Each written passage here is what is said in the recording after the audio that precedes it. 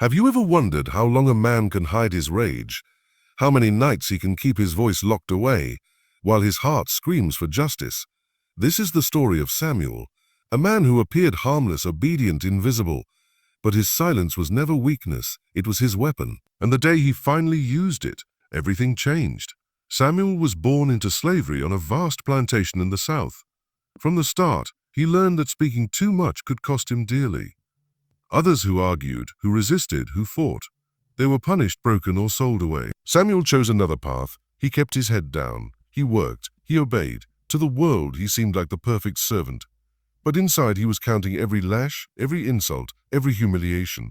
He was waiting. His master, Jonathan Pierce, trusted him completely. Pierce liked to brag to his friends, "Samuel is quiet, loyal. He'll never give me trouble." What Pierce didn't know was that every step Samuel took through that plantation was part of a map he was drawing in his mind. He memorized the doors that didn't lock, the times the guards grew tired, the nights when Pierce drank himself into a stupor. He wasn't loyal. He was patient. Years went by. Samuel's friends tried to escape, but many were caught, dragged back, and beaten until they could hardly walk. People whispered behind Samuel's back, "Why doesn't he run? Why doesn't he fight?" But Samuel wasn't planning to run. His plan was darker. He wasn't waiting for freedom. He was waiting for revenge. And that raises the question, how can a man with no power, no weapons, and no allies possibly strike back against the one who owns him? The answer was time.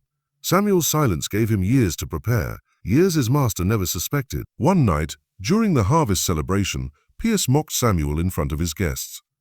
"This one's too quiet," he laughed, raising his glass. "He's too stupid to even speak." The crowd laughed with him. Samuel bowed his head, his face calm. But if you looked closely, you might have noticed the way his hands clenched behind his back. That was the night Samuel knew his moment was close. In the shed behind the kitchen, Samuel had been gathering scraps for years. Rope, bits of metal, even a small vial stolen from the plantation doctor. Each item meant nothing on its own, but together they became pieces of a plan. And the brilliance of it all? No one suspected him. Samuel's silence made him invisible. Invisible enough to build his revenge right under his master's nose. Weeks turned into months. The vial stayed hidden, carried close to his body. Samuel waited for the right night, the right chance, until one bitter winter evening, Pierce staggered home drunk from town.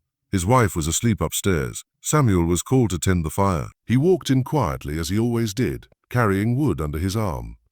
On the table sat a half-empty glass of brandy. His hands shook slightly as he reached into his pocket. Years of waiting, of silence, of watching had led to this moment. He poured just a few drops from the vial into the brandy. Then, with the same calm mask he had worn for a lifetime, he placed the log on the fire, bowed his head, and walked out. That night, Jonathan Pierce never woke again.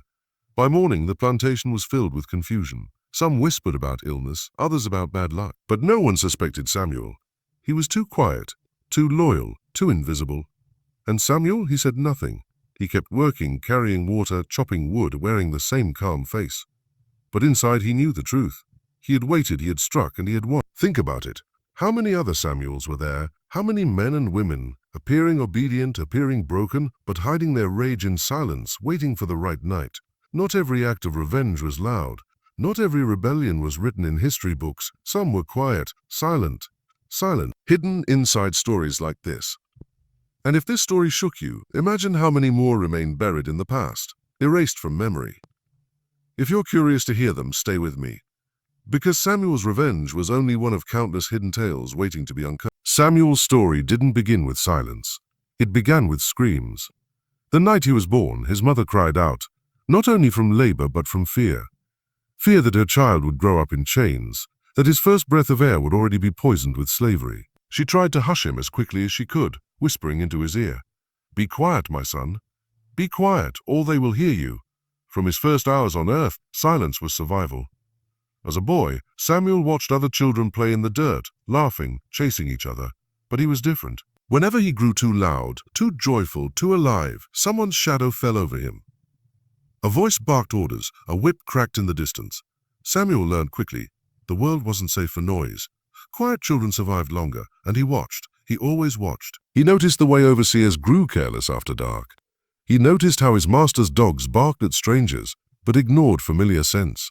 Even as a child, Samuel was studying. recording, remembering. His silence became more than a shield. It became his teacher. But silence came at a cost. Inside him lived a rage so strong, it sometimes made his body tremble. When his mother was beaten for working too slowly, he wanted to scream.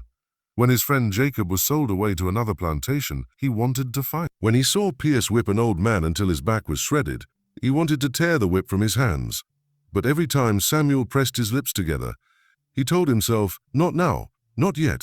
That phrase became his mantra, "Not now, not yet." He repeated it in the fields, in the kitchens, in the long nights when he lay awake listening to others cry. Each "not yet" was a promise to the future, a future where his silence would finally break. Here's something most people don't realize. Silence was one of the most powerful weapons enslaved people had. To the masters, silence looked like obedience. But in reality, silence was full of secrets. Silent faces carried hidden songs, secret codes, whispered plans passed at night when no one was listening. Silence didn't always mean surrender. Sometimes it was the calm before the storm. Samuel lived in that storm's shadow. He never let Pierce see his eyes for too long, but he saw everything. He knew which slaves dreamed of running. He knew which ones had given up hope. He knew the smell of the master's brandy, the pattern of his footsteps, the sound of his laugh echoing through the halls. Still, there were moments when Samuel's mask nearly slipped. Once, after a long day in the fields, Pierce struck him across the face simply for moving too slowly. Samuel's vision blurred. His hands clenched into fists. For a moment, he felt the urge to strike back, right then, right there. But then his mother's voice echoed in his memory. "Be quiet, my son. Be quiet, or they will hear you." Samuel dropped his gaze. He swallowed his anger. And he lived to see another day. Think about that for a moment. How many times have you swallowed your own anger just to survive? How many times have you wanted to scream but forced yourself into silence? For Samuel, that silence stretched over years, decades. Imagine carrying rage for that long, with no release, no escape. Only the thought of one day balancing the scales. And here's the part that makes Samuel's story so chilling. Pierce believed silence meant loyalty. He believed the man who said nothing had nothing inside him. That blindness was his downfall. Because while Pierce mocked Samuel as too quiet, Samuel was planning every detail. Silence wasn't empty. Silence was full.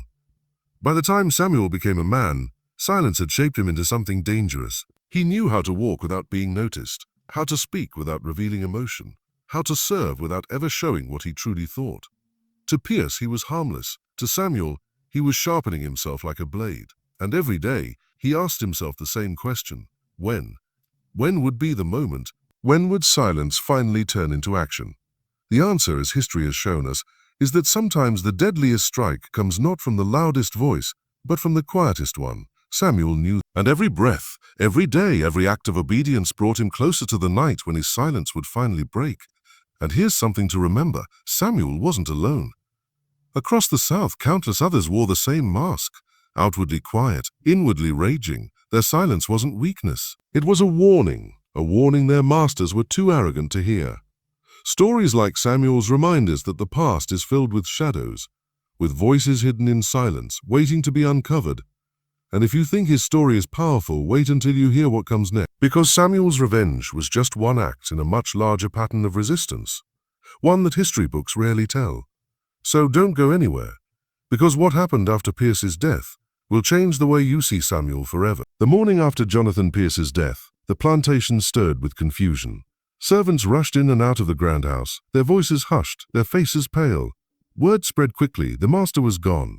Some said it was his heart, others whispered it was the drink. No one dared to suggest what had really happened. Samuel moved among them as he always did, quietly, dutifully invisible.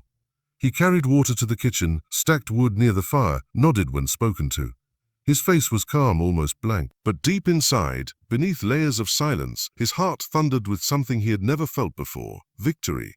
Pierce had spent years mocking him, calling him loyal, calling him harmless, and now that very silence had taken him down. Samuel had struck his blow, and no one even realized it.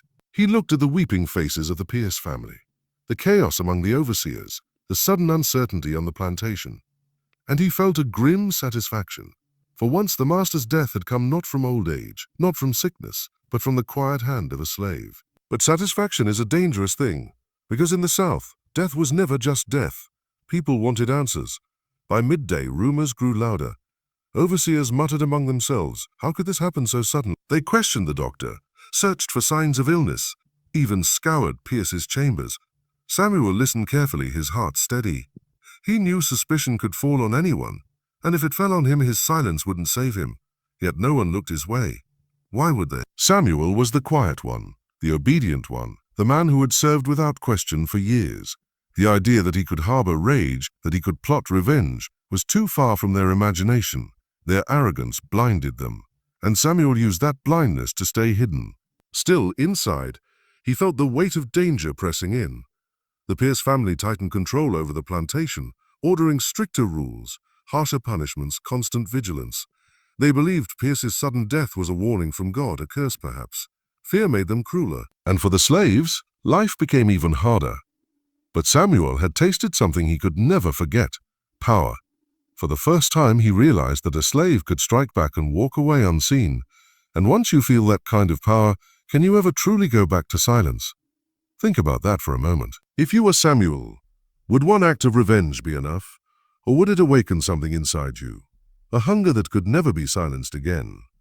Samuel's nights grew restless. He lay awake, listening to the distant cries of the whip, the groans of the chained, the prayers whispered in the dark. He had removed one master, but the system remained.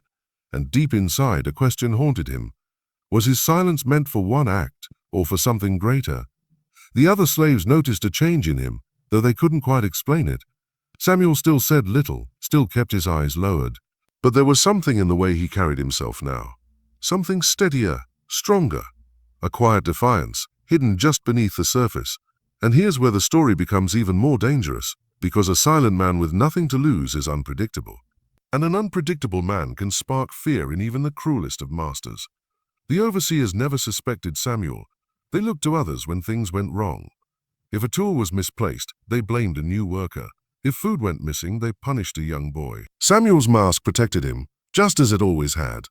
But behind that mask, he was already considering his next move. And that's the chilling part of this story.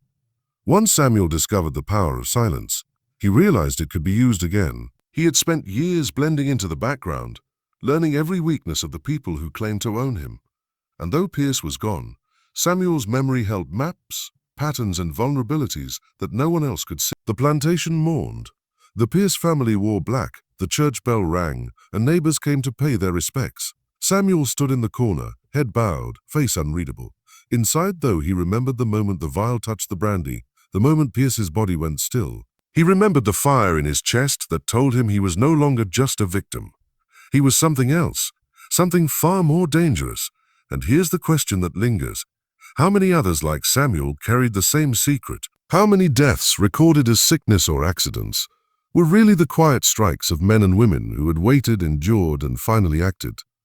History tells us little, but silence often hides more than we think. Samuel's silence had saved him. It had delivered revenge, but it also placed him on a razor's edge, because the more power he tasted, the more he risked. And with every passing day, one thought kept gnawing at him. What comes next? If this moment has you wondering the same thing, you're not alone. Samuel's story didn't end with Pierce's death. In many ways, it was just beginning, because silence can only hold back rage for so long. And the next chapter of his life would prove that once a man breaks his chains in his mind, no master can ever hold him again. So stay close, because the fire inside Samuel was only getting started. And what he chose to do next will leave you speechless. In the weeks after Pierce's death, the plantation entered a new rhythm. The fields still demanded labor. The overseers still cracked their whips. The house still glowed with candlelight each evening. Outwardly, nothing had changed, but beneath the surface, the ground was shifting. And Samuel, he was at the center of it. His silence, once seen as weakness, became something else entirely. The family trusted him more than ever. He was sent into the house daily, carrying trays of food, tending the fire, cleaning the master's stuff. With Pierce gone, his widow leaned on familiar faces. And Samuel, always so quiet, so steady, seemed the safest of all. No one knew what hid behind that silence. While others worked in the fields, Samuel listened to the whispers inside the house. He overheard arguments about money, secrets about debts, plans for selling land.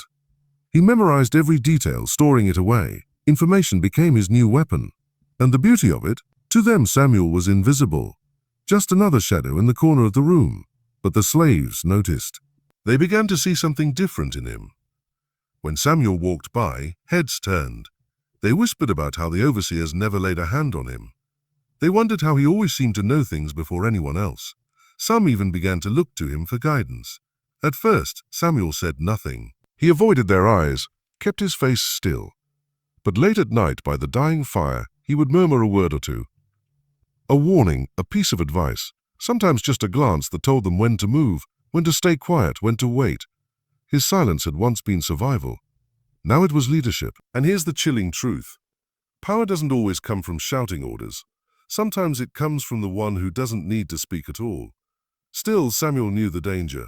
The overseers were restless. The widow, grieving and bitter, grew harsher by the day. Every small mistake was punished brutally.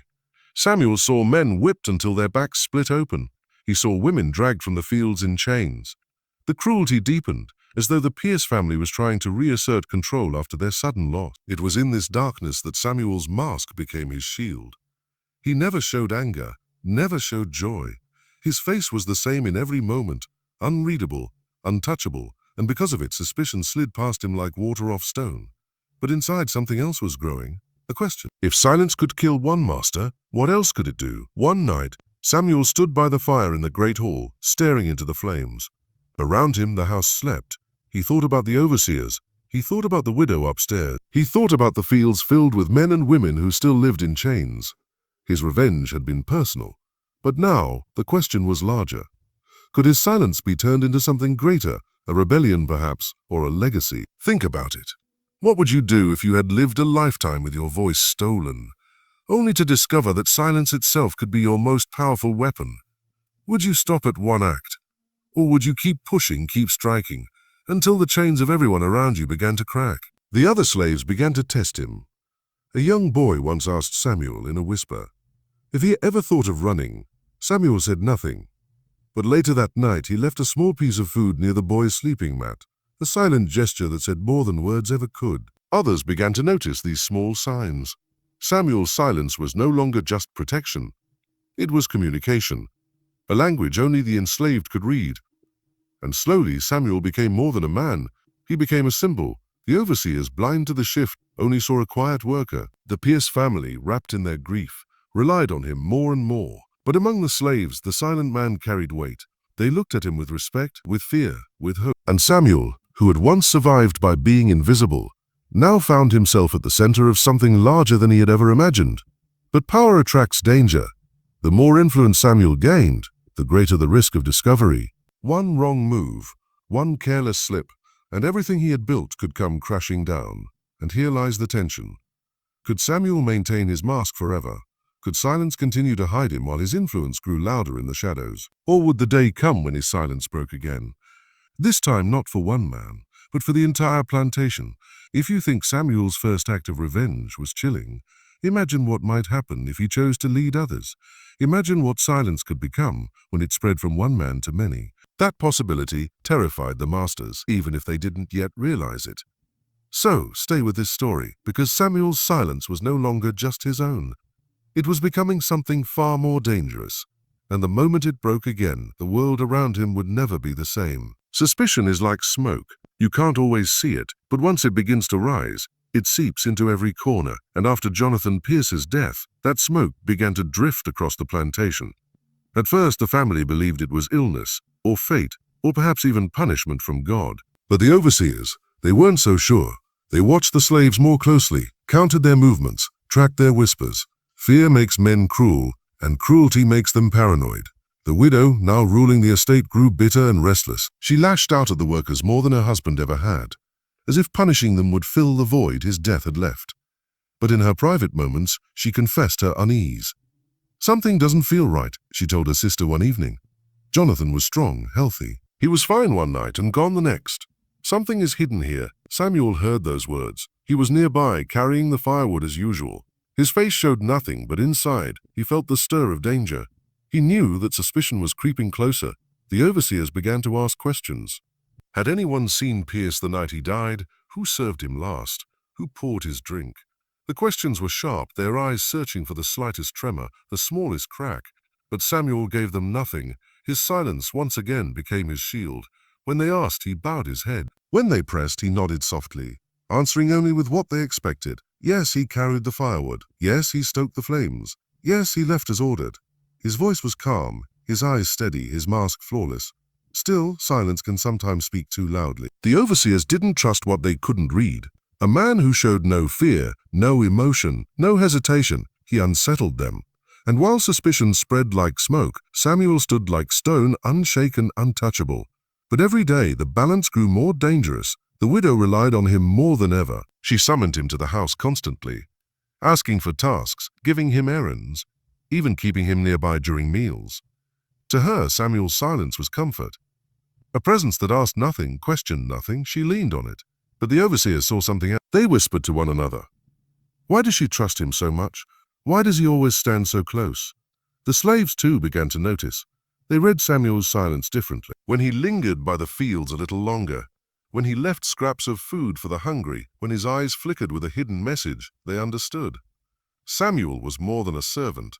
He was a shadow moving with purpose. And shadows can be followed. Think about the danger he faced.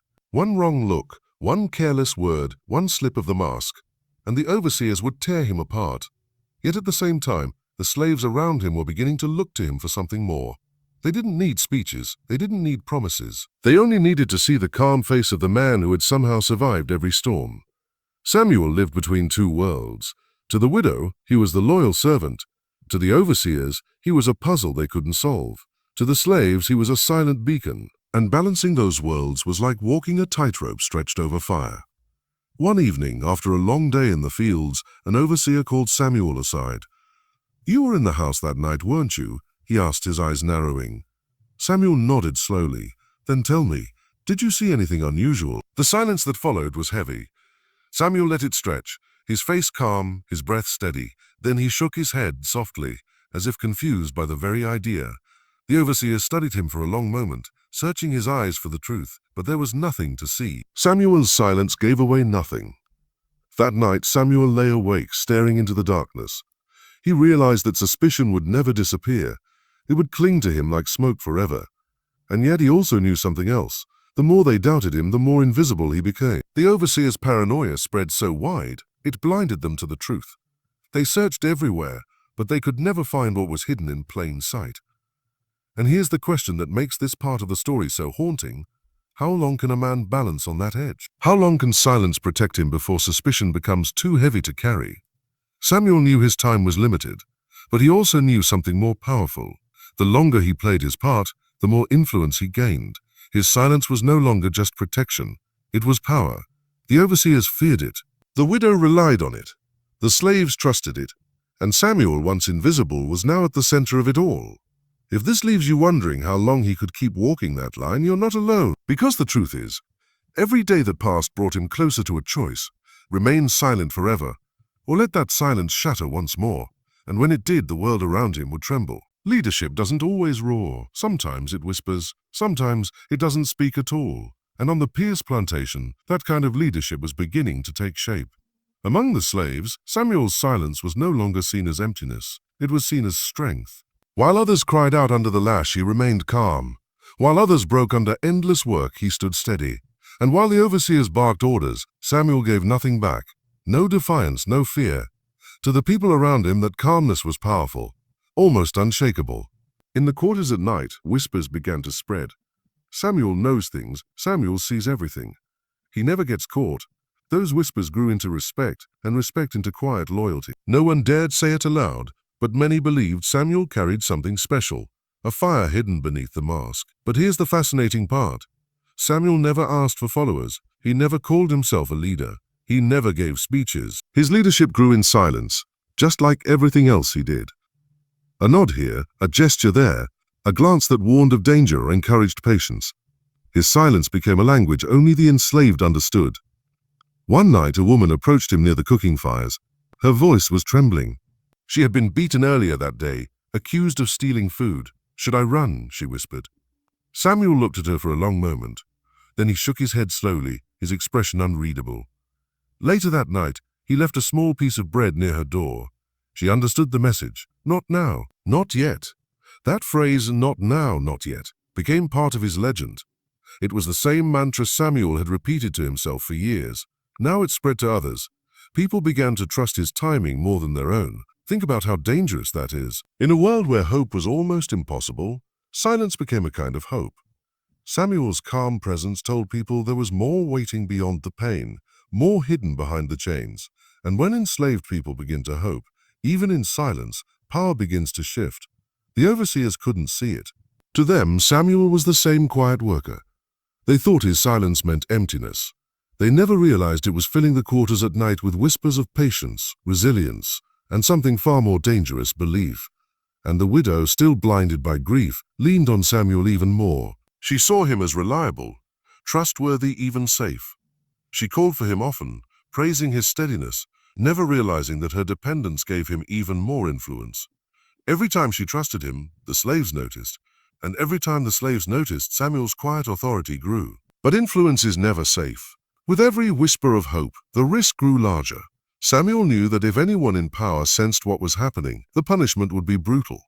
Yet he also knew that once hope takes root, it's impossible to kill. One evening, as the moon hung low, a group of younger men approached him after the fields were cleared. "When, Samuel?" one asked softly. "When do we strike?" The question lingered in the air like a spark. Samuel didn't answer immediately. He studied their faces. Faces full of anger, exhaustion, but also something new, determination. He finally whispered, "Not now, not yet." Then he walked away, leaving them staring after him. It might sound like nothing, just 3 words, but those words spread like fire. The slaves repeated them to each other when the whip cracked, when the overseers barked, when the days stretched endlessly. Not now, not yet. It was more than patience. It was a promise. And here's the haunting thought. Samuel had no army, no weapons, no open plan, but he had something more powerful: belief. He had become a symbol that the enslaved could cling to, even if they didn't fully understand what he was planning. The danger, of course, was discovery. One word in the wrong ear, one whisper overheard, and suspicion would turn into fire. But the silence Samuel had worn all his life shielded him. To the overseers, he still seemed harmless. To the slaves, he seemed unstoppable. Imagine the tension of living between those worlds. By day, Samuel was invisible. By night, he was a shadow leader. And each passing day pulled him closer to a choice he could no longer avoid. Would he remain silent forever? Or would he one day give the signal that would turn whispers into action? That's the question that hung in the air of every cabin, around every cooking fire, in every tired heart on the plantation. They were waiting, watching, believing. And all eyes turned to the man who had mastered silence. If this leaves you wondering what Samuel would do next, you're not alone. Because history has shown us, when belief grows in the dark, it doesn't stay hidden forever. And Samuel's silence was carrying the weight of something larger than himself, something that could erupt at any moment. Stay with this story, because the moment silence finally breaks, it will change everything. Paranoia is like a fever. It begins as a small discomfort, then spreads until it consumes everything. And on the Pierce plantation, that fever had taken hold. The overseers could feel something in the air. The slaves worked, yes, but there was a quiet undercurrent they couldn't name. The songs hummed in the fields carried strange tones. The glances exchanged at night seemed heavier. It was as if something unseen was moving beneath the surface, something they couldn't grasp. And whenever they tried to pin it down, their eyes turned toward Samuel. He was still the same man, calm, silent, obedient. He carried wood, fetched water, stoked fires, bowed his head. But that was the problem. His silence unsettled them. They whispered to each other. A man that quiet must be hiding something. The widow noticed it too. She had grown used to Samuel's presence, leaning on him for small tasks, even trusting him with matters she told no one else. Yet sometimes, when she looked at him too long, she felt a chill. His silence, once comforting, now felt heavy, like a shadow she couldn't see through. Samuel knew the danger. He could feel suspicion circling him like wolves in the dark. But he also knew the slaves were watching.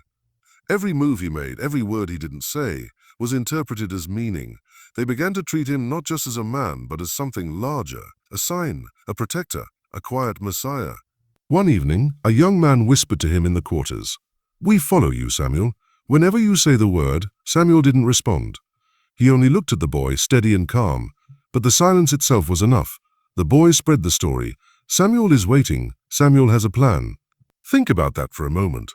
Samuel hadn't promised anything. The overseers sensed it too, though they couldn't name it. They began to tighten control. More whippings, more punishments, random inspections at night. They tried to crush whatever spirit was rising, but each crack of the whip only deepened the whispers. The more they punished, the more the slaves clung to Samuel's silent strength. And Samuel, he played his part flawlessly. To the overseers he gave nothing, to the slaves he gave everything, not in words, but in presence. And yet inside, he felt the walls closing in, because silence can protect you only so long. One afternoon, while Samuel worked near the stables, an overseer approached him. "You think I don't see you," he hissed.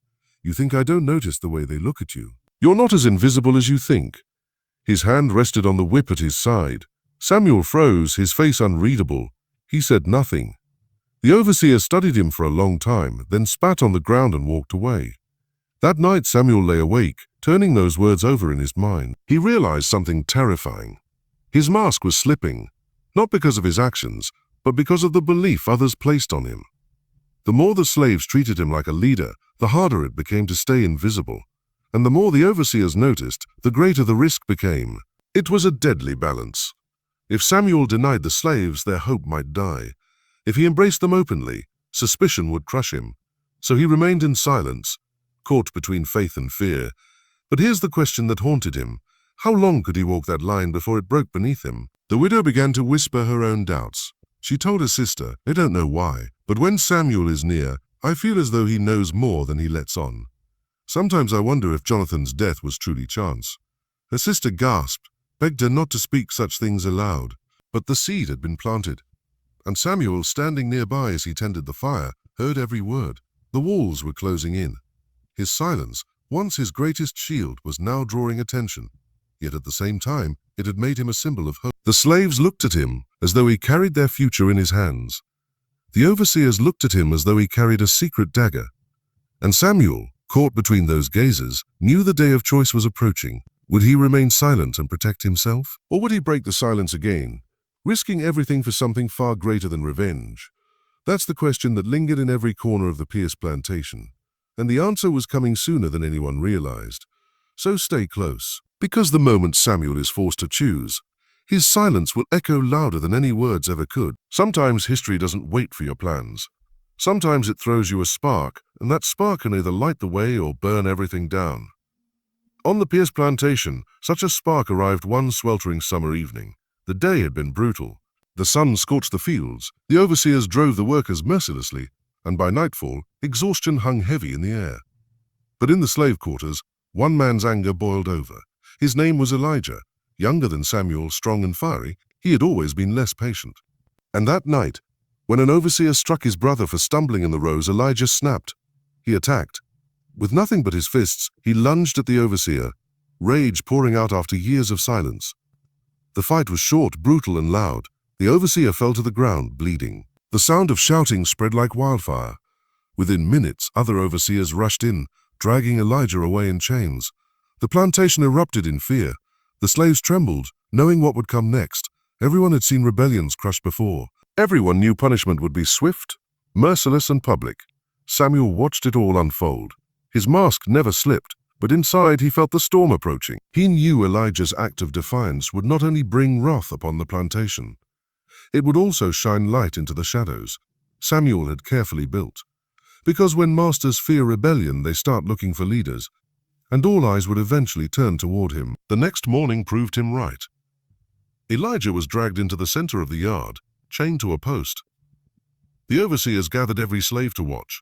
The widow herself stood on the porch, her face cold, her eyes sharp. She wanted to make an example of him, and she did. The punishment was cruel, designed not just to break Elijah, but to crush the spirit of everyone watching. The air was heavy with despair. Many turned their faces away, others wept quietly. But Samuel stood still, his eyes locked on Elijah. Their gazes met for just a moment, and in that moment, Samuel saw both fire and fear. Elijah had acted too soon, and now he would pay the price. But the slaves who witnessed it didn't just see a man being punished. They saw the cost of impatience, and that strangely only made Samuel's silence more powerful. Because in their hearts, they whispered the words Samuel had given them before. Not now, not yet. Think about how dangerous that was. Elijah's rebellion had failed. But instead of killing hope, It shifted it back to Samuel. His silence became the alternative, the smarter way, the patient way. The slaves told each other, Elijah struck too soon. But Samuel knows when to wait. The overseers noticed this shift too, though they couldn't fully explain it. They began watching Samuel more closely, circling him like vultures. His calmness in the face of Elijah's punishment unsettled them. Why doesn't he flinch, one muttered. Why does he stare so steady? The widow, too, sensed it. That night she summoned Samuel to the house. The candles flickered as she studied him across the room. You've been here many years, she said slowly. You've seen more than most. Tell me, Samuel, do you think they're planning something? The silence that followed was thick. Samuel bowed his head, his face unreadable. Finally, he shook it slightly, as though puzzled by the very idea. The widow sighed, dismissing him. But Samuel knew her question was not the end. It was the beginning. Suspicion was creeping closer. That night in the quarters, the slaves gathered in whispers. Some trembled with fear after Elijah's punishment. Others clung to Samuel's calm presence. He knows, they murmured. He knows when to move. And though Samuel never promised them anything, his silence filled the gaps. Hope lived inside that silence. But here's the haunting thought. Silence can only carry so much. Elijah's outburst had cracked the surface. The overseers were watching more closely. The widow's doubts were growing sharper. Samuel's mask was being tested like never before. And Samuel knew the truth. He could not stay invisible forever. One day soon, the silence would have to break. The question was when. If Elijah's act showed the cost of striking too early, Samuel's burden was now to choose the moment wisely. Too late and hope would die. Too soon and everything would collapse. The weight of that decision pressed down heavier than chains. And yet, in the darkest corners of the plantation, whispers kept growing. Whispers of Samuel, the silent one, the one who waited, the one who carried their future in his calm, steady gaze. Stay with this story, because Elijah's fall wasn't the end, it was the spark. And sparks once lit never die quietly. After Elijah's punishment, silence fell heavy over the plantation. Not the quiet of peace, but the quiet of fear, the kind of silence that lives in the air after thunder, when you know the storm hasn't finished yet. The slaves moved through their days with lowered eyes and trembling hands. Every step reminded them of what had happened to Elijah. His screams still echoed in their minds. His broken body was proof of what impatience cost. And yet in the middle of that despair, another truth grew stronger. Their eyes began turning to Samuel more than ever. He had stood through Elijah's punishment without flinching. He had not wept. He had not looked away. His calmness had unsettled the overseers, but for the slaves it was something else entirely. It was strength. They whispered to one another. Samuel didn't break. Samuel knows. In the quarters at night, the whispers spread like fire through dry grass. They no longer saw him as just a man. To some he was a guide, to others a shield, to many a promise. And Samuel, though he never spoke openly, could feel the weight pressing onto him. Because belief is dangerous. Once people believe you carry their future, you can never simply be invisible again. The overseers sensed it too. They noticed the way slaves gathered near Samuel when work was done. They saw how eyes followed him in the fields. They began to question each other. Why him? Why do they look to him? Their suspicion grew sharper. They lingered around him more often, inventing excuses to call him out. One accused him of working too slowly.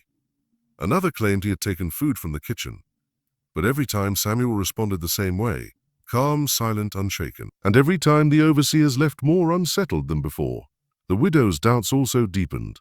She watched Samuel with wary eyes, her grief twisting into paranoia. He's too calm, she muttered once to her sister.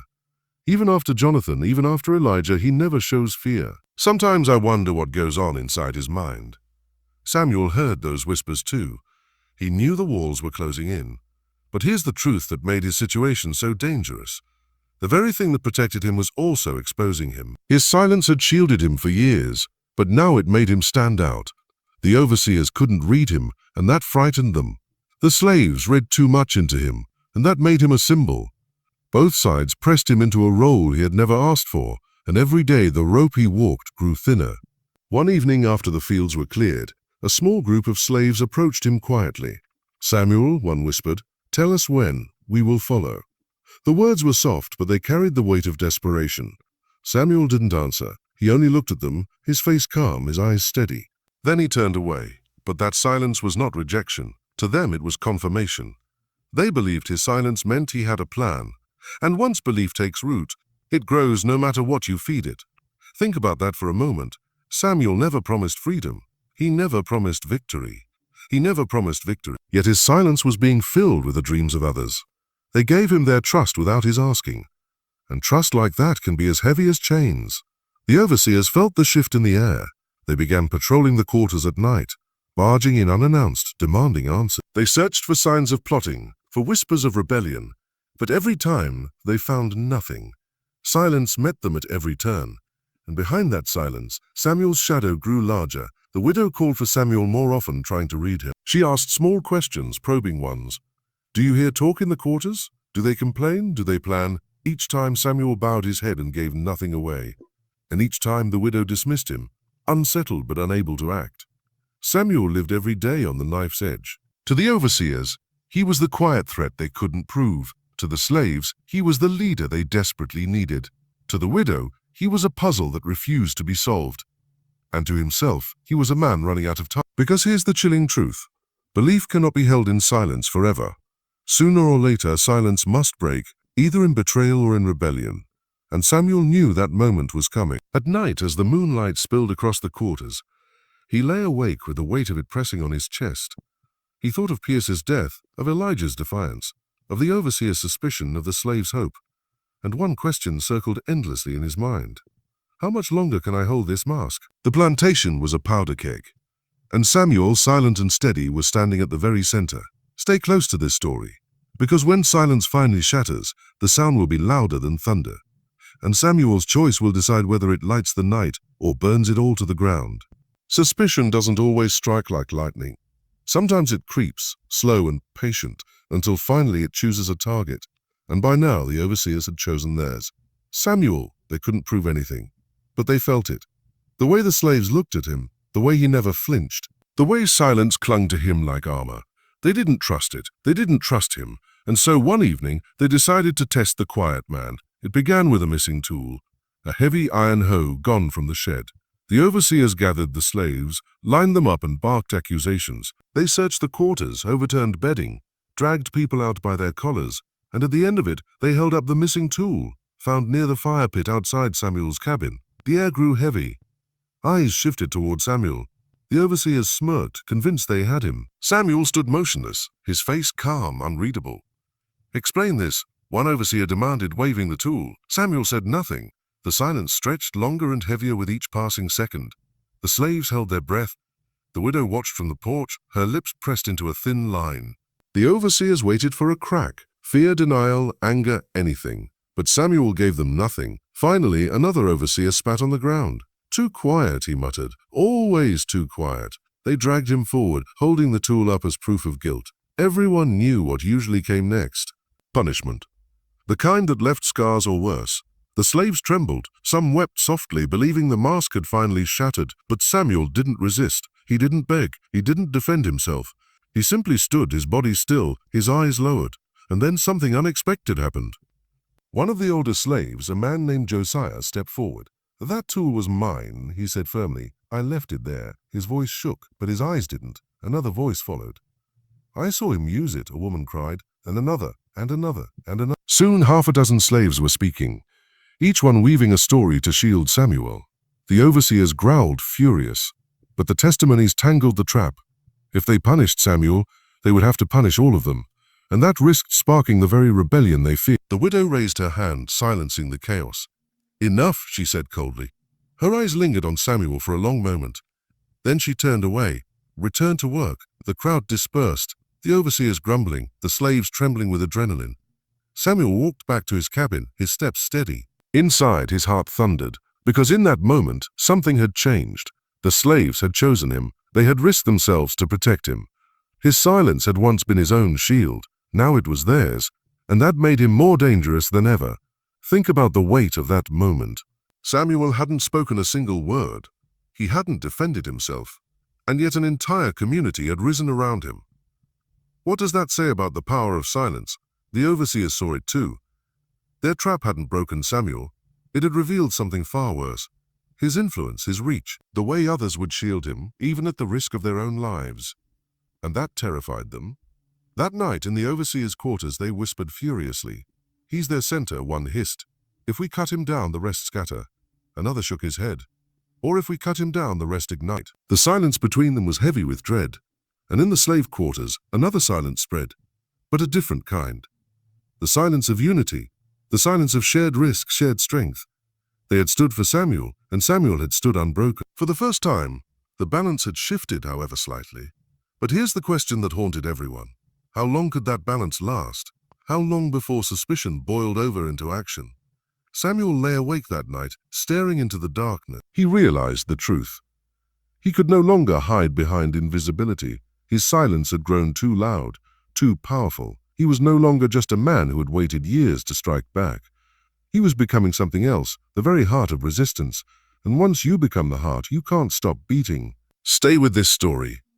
Because the overseer's failed trap didn't end their suspicion, it only deepened it. And the next time they came for Samuel, they wouldn't settle for testing him. They would come to destroy him. The trap had failed. Samuel walked free untouched while the overseers stood red-faced with frustration. But failure does not kill suspicion, it feeds it. And now the overseers were more determined than ever. They gathered at night in their quarters, voices low, tempers high. The quiet one is dangerous, one spat. You saw the way they stood for him. They'll follow him like sheep. Another slammed his fist on the table. If we don't cut him out, he'll lead them straight into rebellion. The widow's voice was colder than theirs. My husband died mysteriously. That boy Elijah attacked without warning. And now this Samuel walks untouched through every storm. No, I don't believe in coincidences. She leaned forward, her eyes narrowing. The next time, there will be no mistakes. We end him. The decision hung in the air like a blade. But out in the quarters, another decision was already forming. The slaves had seen what happened when the overseers tried to break Samuel. They had seen how he stood silent, how they themselves had stood for him, and for the first time they realized something. Samuel's survival was their survival. They began to watch over him in small, hidden ways. A woman lingered near the house, ready to whisper warnings if overseers drew close. A boy offered to take extra shifts in the field, giving Samuel moments to move unnoticed. Old Josiah, the one who had spoken up before, began leaving small signs near Samuel's cabin. A stone placed in the dirt, a twig snapped a certain way, messages of caution, of danger, of care. Samuel never asked for it, he never encouraged it, but he accepted it silently. As part of the balance now surrounding him, his silence no longer shielded only himself, it shielded everyone. And in return, everyone shielded him. The overseers didn't miss this change. They noticed the way slaves shifted slightly when Samuel passed, how conversations hushed and eyes flickered in his direction. They saw protection where none should exist, and that only deepened their fear. One afternoon, an overseer cornered Samuel near the barn. His voice was a low growl. You think they'll save you forever? You think they'll stand in the way when the whip comes down? His eyes glinted with malice. We'll make sure next time there is no rescue. Samuel said nothing. He simply met the man's gaze, calm, steady, unflinching. And that silence, that lack of fear, shook the overseer more than any words could have. That night in the overseer's quarters, a new plan was whispered. This time it would not be a trap with tools or accusations. This time it would be a knife in the dark. Quick, quiet. But what they didn't know was that the slaves had ears everywhere. A child working in the kitchen overheard. A stable hand caught fragments of the conversation. By dawn, the warning had already spread. Samuel's protectors moved like shadows, ensuring he was never alone, never vulnerable. And here's the haunting part. The plantation had become two battlefields. By day, overseers and slaves played their roles, the same rhythm of orders and labor. But by night, an invisible war raged. Whispers, warnings, plans against counterplans, and Samuel, silent as always, stood in the center. Think about the danger he lived with. Every step could be his last. Every shadow could hide a knife. And yet, every act of trust from those around him only deepened his resolve. For the first time, Samuel realized he was no longer just carrying his own revenge. He was carrying their hope, their survival, their future. The overseers pressed harder. Punishments grew harsher. Rations were cut. Inspections doubled, all in an effort to break the spirit of the quarters. But the opposite happened. Every act of cruelty only drove the slaves closer together. And at the heart of their unity was the silent man who had never bent. The widow, watching from the porch, grew more uneasy with each passing day. He is their anchor, she muttered. As long as he stands, they will not break. Her sister urged caution, but the widow's mind was set. Then we will remove the anchor and watch the rest drown. And here's the chilling question. Could Samuel's silence survive a storm that now targeted him directly? Could the mask that had protected him for years hold against blades drawn in the night? The answer was coming. Because the overseers were done with suspicion, they were ready for blood. Stay with this story, because the strike they planned against Samuel would test not only his silence, but the loyalty of every soul on that plantation. The overseers had waited long enough. Whispers turned into plans, and plans hardened into intent. The talk of knives in the dark was no longer just talk. It was going to happen. And when overseers decide a man must die, they don't wait for a trial, they don't wait for proof. They simply strike. That night the air was thick with heat, the kind of summer night where sweat clings even in sleep. The quarters had gone quiet, slaves curled on straw beds, exhaustion pressing down.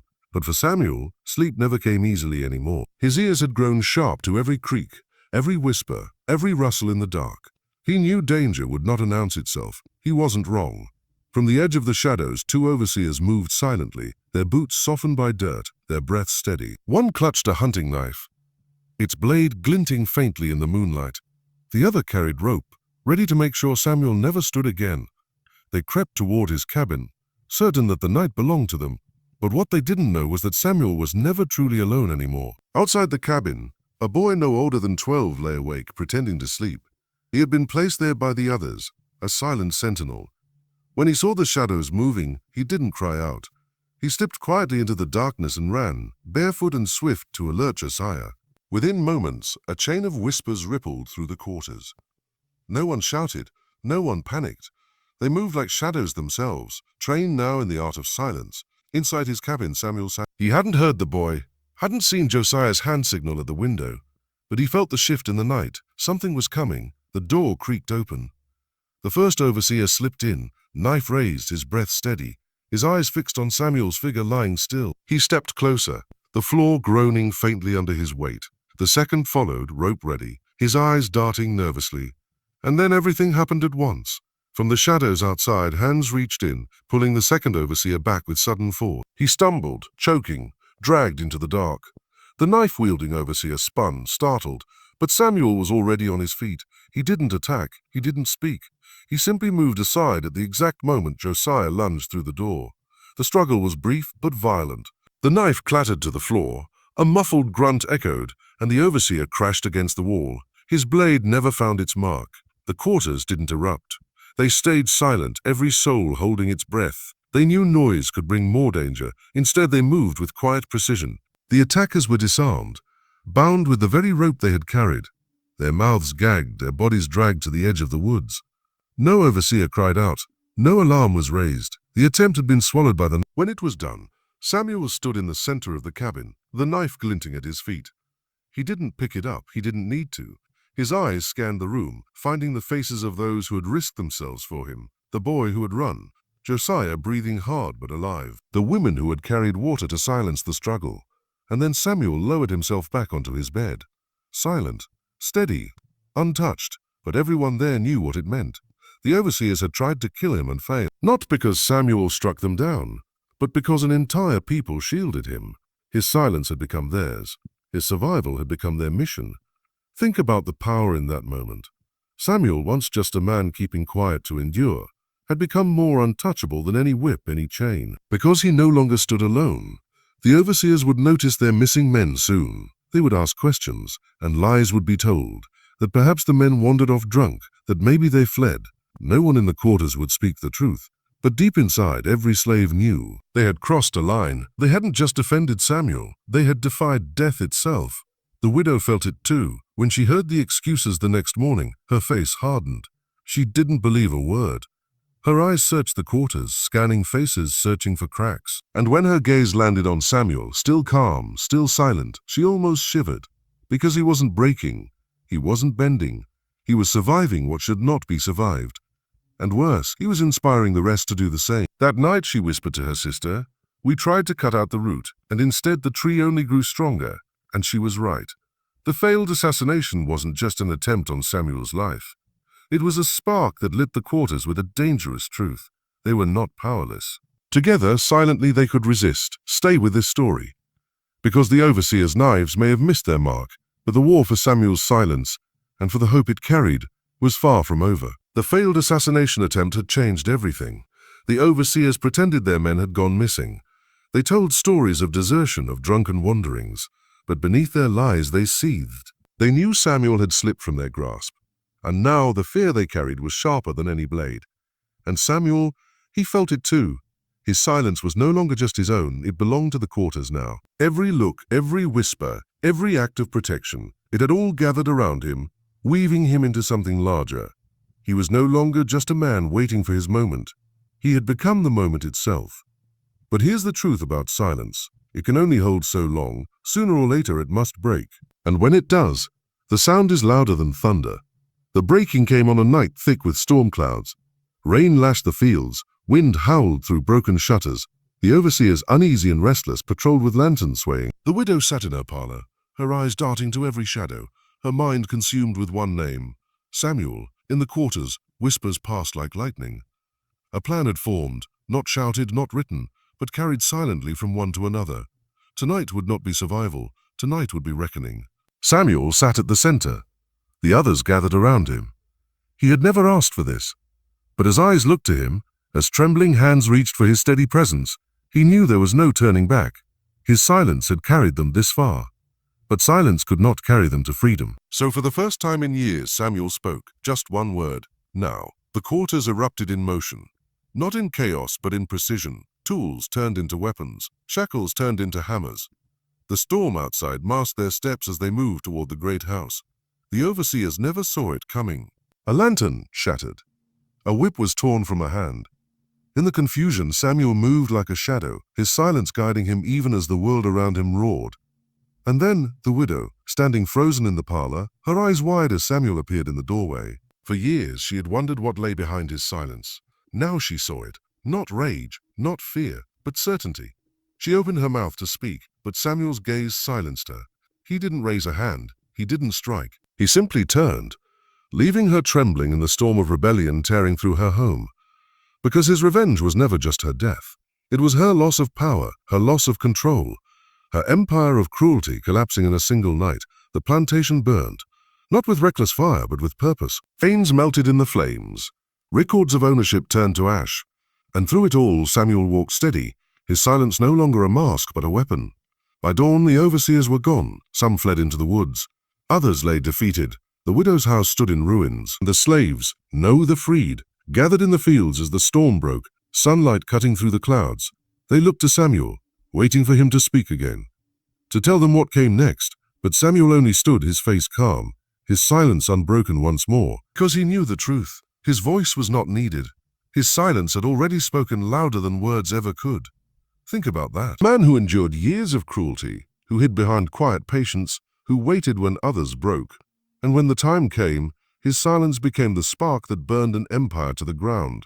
Samuel's revenge was never a single act. It was survival, it was endurance. It was the moment he turned silence into power, and power into freedom. And here's the haunting part. History rarely remembers men like Samuel. Their stories are buried, their victories erased. For one night, in one storm, his silence roared louder than thunder, louder than chains, louder than masters. And if you've stayed with this story until now, remember this. There are countless Samuels history never told us about. Men and women whose silence carried entire worlds of defiance. So if you want to hear more stories like his, stories history tried to bury, don't let this be the last. Because silence can hide the truth, but together we can make sure it's heard.